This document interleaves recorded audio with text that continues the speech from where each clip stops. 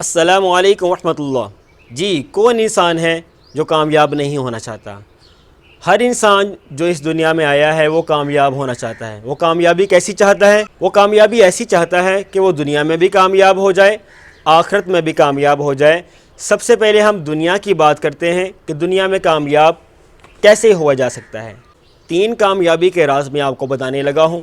پہلا راز میں آپ کو بتانے لگا ہوں وہ یہ ہے کہ اگر زندگی میں آپ کو 2 آپشن ملیں، ایک پیسہ اور دوسرا کریکٹر، تو کریکٹر کو ٹک لگانا ہے، پیسے کو آپ نے ٹھوکر مارنی ہے۔ فرض کریں آپ کے پاس 10,000 روپیہ ہے اور آپ کے خونی رشتے میں آپ کی بہن کو 8,000 روپے کی ضرورت پڑ گئی، تو میتھمیٹکس کیا کہتا ہے؟ وہ یہ کہتا ہے کہ آپ اگر 8,000 اپنی بہن کو دیں گے تو آپ کے پاس 2,000 رہ جائے گا۔ لیکن اللہ رب العزت کیا فرماتے ہیں کہ انسان کا مال خرچ کرنے سے کم نہیں ہوتا۔ سورۃ البقرہ میں اللہ تعالیٰ ارشاد فرماتے ہیں کہ اگر کوئی شخص 1 روپیہ اللہ رب العزت کے راستے میں خرچ کرتا ہے تو اس کی مثال ایسے ہے جیسے ایک بیج ہے جس میں سے 7 بالیاں نکلتی ہیں، 7 بالیاں نکلتی ہیں اور ہر بالی میں 100 دانہ ہوتا ہے، یعنی 700 گنا بڑھا کے اللہ تعالیٰ دنیا میں عطا کرتے ہیں۔ بظاہر ہمیں لگتا ہے کہ ہمارا مال کم ہو رہا ہے، لیکن آئندہ زندگی میں وہ انویسٹمنٹ کے طور پہ ہمارے پاس ہی محفوظ رہتا ہے۔ اللہ تعالیٰ وقت آنے پہ وہ ہمیں ادا کر دیتے ہیں۔ اس لیے جب بھی آپ کے پاس پیسہ ہو اور کریکٹر ہو تو اپنے کریکٹر کو ٹک لگانی ہے، پیسے کو ٹھوکر مارنی ہے۔ پیسے کو آپ جتنا زیادہ روندیں گے اتنا ہی زیادہ آپ کے پاس آئے گا۔ اگر آپ پیسے کے پیچھے بھاگیں گے تو پیسہ آپ کے ہاتھ نہیں آئے گا۔ اور دوسرا راز یہ ہے، اگر آپ کے سامنے 2 چیزیں ہوں، ایک شہرت ہو اور دوسرا عزت ہو، تو آپ نے عزت پر ٹک لگانی ہے، شہرت کو آپ نے نہیں اپنانا، کیونکہ شہرت وقتی طور پہ ہوتی ہے، عزت جو ہے وہ ہمیشہ ہوتی ہے۔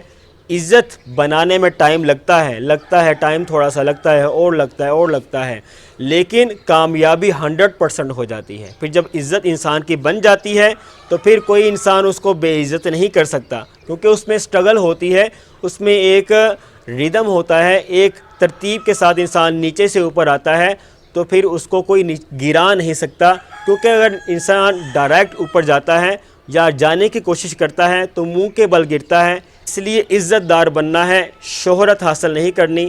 شہرت انسان کو ذلیل کرتی ہے اور عزت انسان کو باوقار بناتی ہے۔ اور تیسرا راز یہ ہے کہ آپ نے جب بھی کوئی ڈیسیژن لینا ہے تو اس میں صرف اپنے آپ کا خیال نہیں کرنا بلکہ تمام لوگوں کا خیال کرنا ہے۔ نبی علیہ السلام دنیا میں آئے پیغمبر بن کے، بلکہ امام الانبیاء بن کر آئے۔ نبی علیہ السلام اگر اس تعلیم کو، اس شریعت کو، اس دین اسلام کو اپنے تک محدود رکھتے تو آج دین اسلام ہم تک نہ پہنچتا۔ نبی علیہ السلام پر جب وحی کا آغاز ہوا تو نبی علیہ السلام نے دین کو آہستہ آہستہ پھیلانا شروع کر دیا۔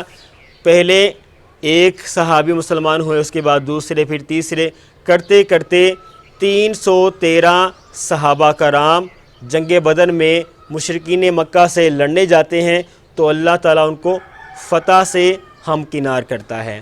آہستہ آہستہ نبی علیہ السلام نے محنت کی اور محنت کی اور محنت کی، اللہ رب العزت سے دعا بھی کی، تو پھر کیا ہوا؟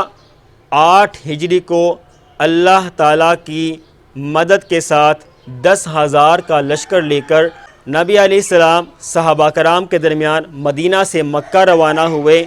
اللہ رب العزت نے 8 ہجری کو فتح مکہ مسلمانوں کے نصیب میں کیا۔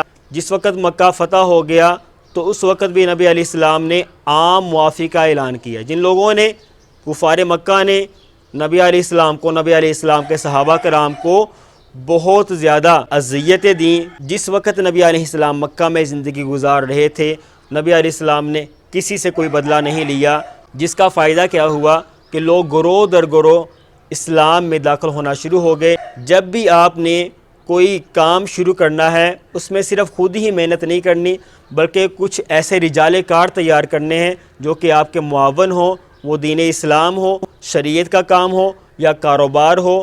آپ اس چیز کو اگر اپنے سامنے رکھیں گے تو آپ دنیا میں بھی کامیاب ہوں گے اور آخرت میں بھی آپ کی ہمیشہ کی کامیابی آپ کے مقدر بنے گی۔ وآخر دعوانا ان الحمد للہ رب العالمین۔ السلام علیکم ورحمۃ اللہ۔